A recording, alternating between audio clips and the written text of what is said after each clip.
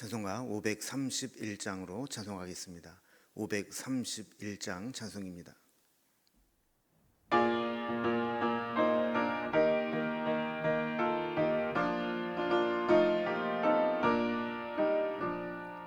자비한 주께서 부르시네 부르시네 부르시네 사랑의 햇빛을 왜 안 받고 점점 더 멀리 가나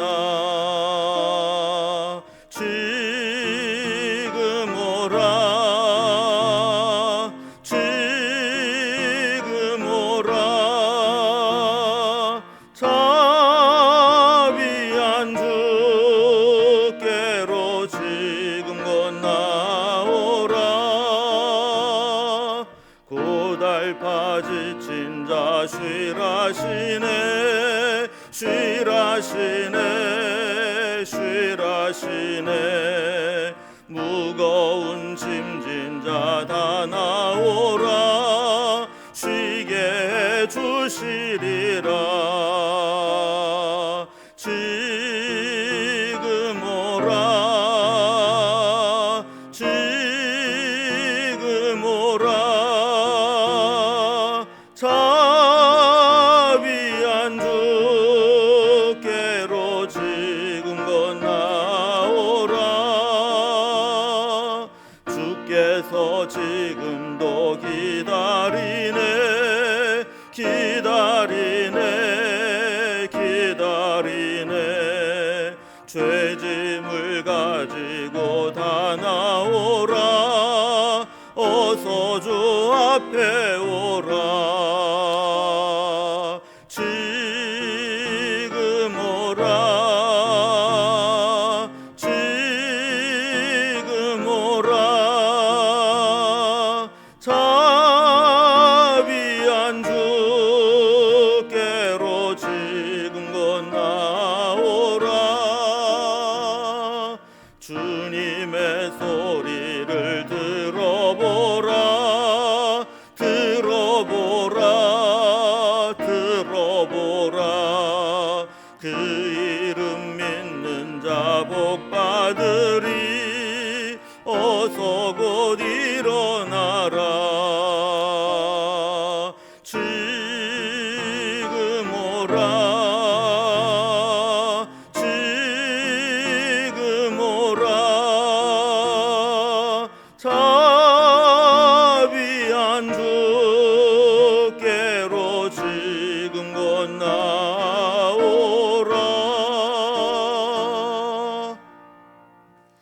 오늘 함께 나눌 하나님 말씀은 예레미야서 34장 1절에서 7절까지 말씀입니다. 예레미야 34장 1절에서 7절까지 1107면에 있습니다. 말씀을 제가 봉독하겠습니다. 바벨론의 느부갓네살 왕과 그의 모든 군대와 그의 통치하에 있는 땅의 모든 나라와 모든 백성이 예루살렘과 그 모든 성읍을 칠 때에 말씀이 여호와께로부터 예레미야에게 임하여 이르시되 이스라엘의 하나님 여호와께서 이와 같이 말씀하시니라 너는 가서 유다의 시드기야 왕에게 아뢰어 이르기를 여호와의 말씀을 보라 내가 이 성을 바벨론 왕의 손에 넘기리니 그가 이 성을 불사를 것이라 내가 그의 손에서 벗어나지 못하고 반드시 사로잡혀 그의 손에 넘겨져서 내 눈은 바벨론 왕의 눈을 볼 것이며 그의 입은 내 입을 마주 대하여 말할 것이요 너는 바벨론으로 가리라 그러나 유다의 시드기야 왕이여 여호와의 말씀을 들으라 여호와께서 네게 대하여 이와 같이 말씀하시니라 네가 칼에 죽지 아니하고 평안히 죽을 것이며 사람이 너보다 먼저 있는 네 조상들 곧 선왕들에게 분향하던 것과 같이 네게 분향하며 너를 위하여 애통하기를 슬프다 주여 하리니 이는 내가 말하였음이라 여호와의 말씀이니라 하시니라. 선지자 예레미야가 이 모든 말씀을 예루살렘에서 유다의 시드기야 왕에게 아뢰니라. 그때에 바벨론의 왕의 군대가 예루살렘과 유다의 남은 모든 성읍들을 쳤으니 곧 라기스와 아세가라 유다의 견고한 성읍 중에 이것들만 남았음이더라. 아멘. 우리가 사랑을 여러 가지로 표현할 수 있겠지만 오늘 본문에서는 사랑이란 포기하지 않는 것이라는 것으로 설명할 수 있을 것 같습니다. 그렇죠. 사랑은 포기하지 못합니다. 다른 사람들은 다 포기해도 사랑하는 사람은 그 사랑하는 대상을 절대로 포기할 수 없는 겁니다. 하나님도 도무지 돌이키지 않는 유다 백성을 향해서 어쩔 수 없이 심판을 경고하시지만 심판이 진행되는 그 순간에도 하나님은 포기하지 않으시고 끝까지 예레미야를 시드기야 왕에게 보내어 회개를 촉구하는 모습을 살펴보게 됩니다. 오늘 본문의 말씀을 이해하려면 이 역사적 배경을 좀 알고 말씀을 대하면 도움이 됩니다. 우리가 잘 아는 대로 시드기야 왕은 유다의 마지막 왕이죠. 나라가 멸망하고 포로로 끌려가게 하는 장본인이 되는 것은 참 비극적인 모습입니다. 하나님께서 이미 유다를 멸망시키셨다가 다시 재건할 계획을 가지고 계셨기 때문에 바벨론에게 더 이상 저항하면서 피해를 보지 말고 순순히 하나님의 심판을 받아들여라 하는 말씀을 주시고 있는 겁니다. 보통 사업하는 사람들도 부도가 나서 망하려면 빨리 정리하는 것이 오히려 상책일 수 있습니다. 망해가는 것을 뻔히 알면서 안 망하겠다고 여기저기에서 돈을 빌려다가 틀어막아 보려고 하면 결과적으로 더 많은 빚만 지게 되고 더 많은 사람에게 피해를 입히게 되는 경우가 생기게 되는 거죠. 마찬가지로 하나님의 심판이 임해서 나라가 망하게 될 때 망하지 않겠다고 객기를 부리고 오기를 부리면서 자존심만 세우는 것보다는 하나님의 심판을 순순히 받아들이는 것이 낫다는 겁니다. 그래서 하나님은 이 바벨론의 침공으로 심판을 시작하시는데 이 심판의 현장에서도 하나님은 끝까지 포기하지 않으시고 예레미야 선지자를 시드기야 왕에게 보내어서 마지막 이 경고의 메시지를 주시고 또 회개할 수 있는 기회를 기다려 주시는 것을 보게 됩니다.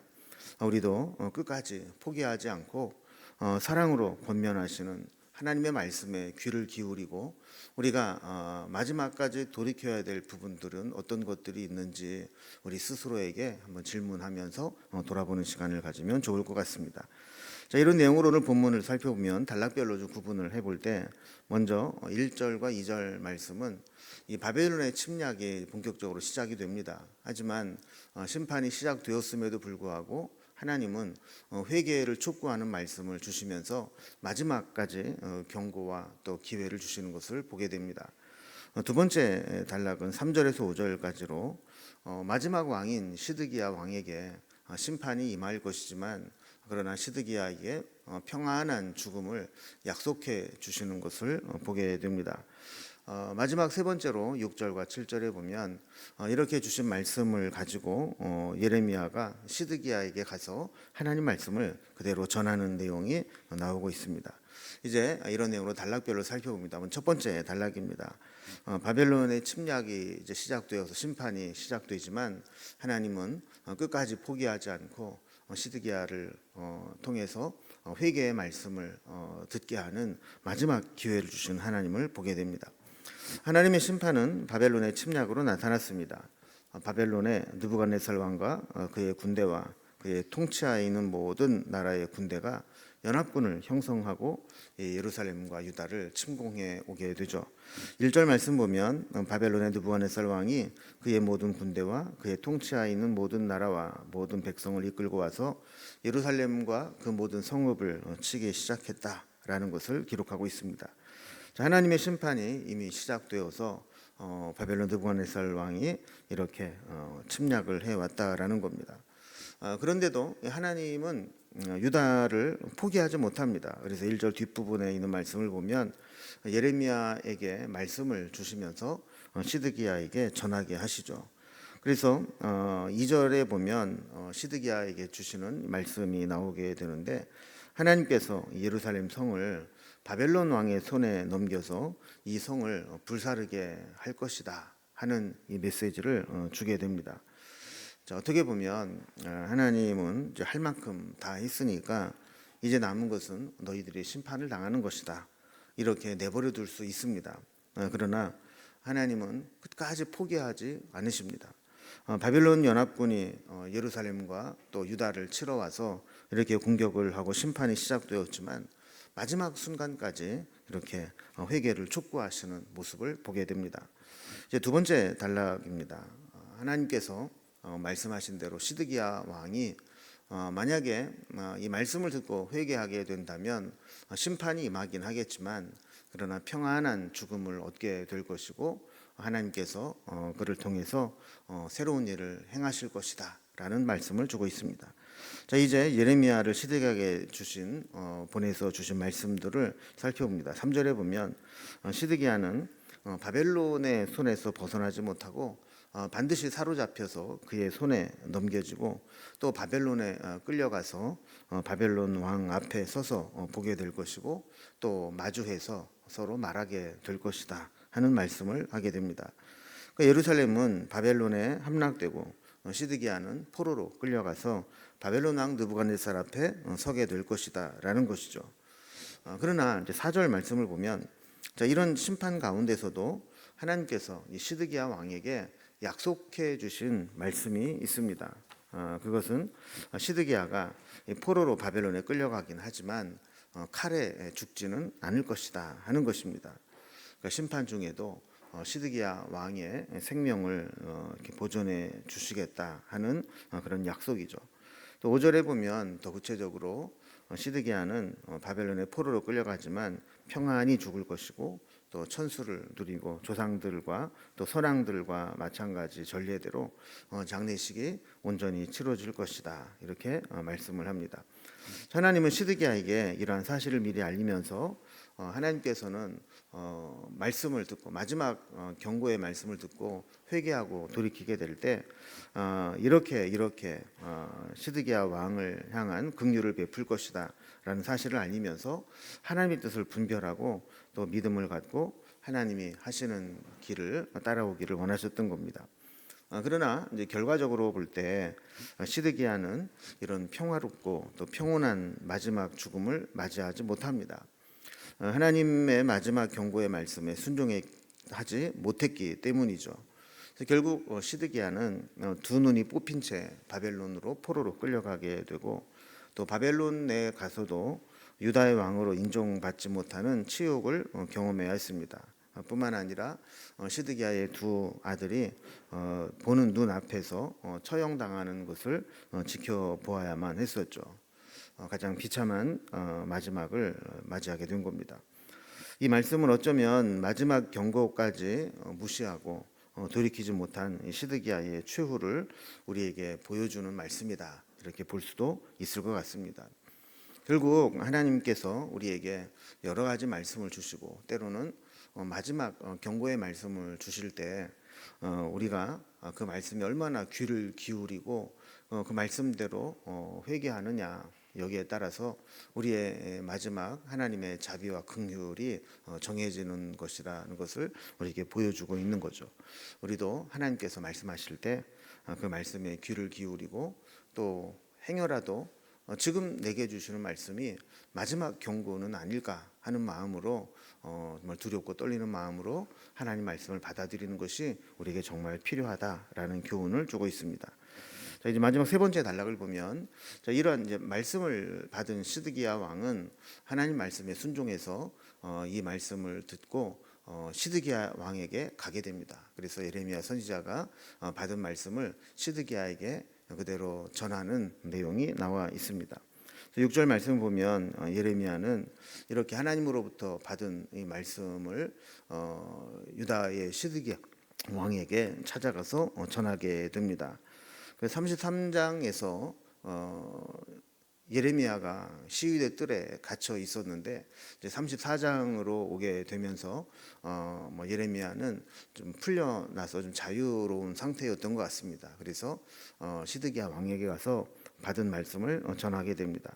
그때 상황을 7절에 보면 상황이 이제 계속 악화돼서 바벨론 왕의 군대가 예루살렘을 쳐들어오게 되죠. 그래서 유다의 남은 성읍들을 다 치게 되는데 그때 이 남은 이 성읍은 예루살렘과 또 견고한 성읍 라기스와 아세가 이 세 성읍만 남았고 나머지 성읍들은 다 바벨론에 의해서 함락된 상태라는 것을 보여주고 있습니다.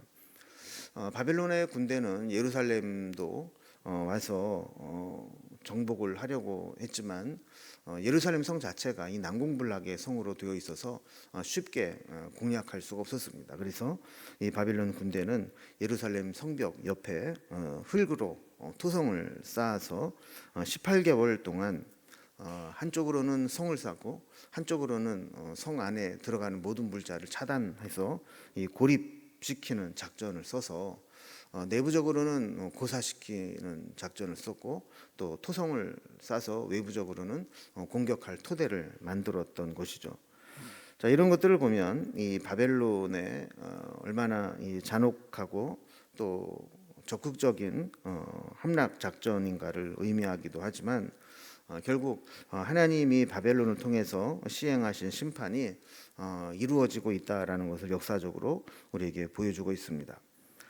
하나님께서는 오늘 본문을 통해서 우리에게 마지막까지 기회를 주시고 포기하지 않는 모습을 보여주십니다. 그래서 심판이 시행되고 시작되었지만 그럼에도 불구하고 하나님은 마지막으로 예레미야를 시드기야 왕에게 보내서 회개할 수 있는 기회를 주시는 거죠.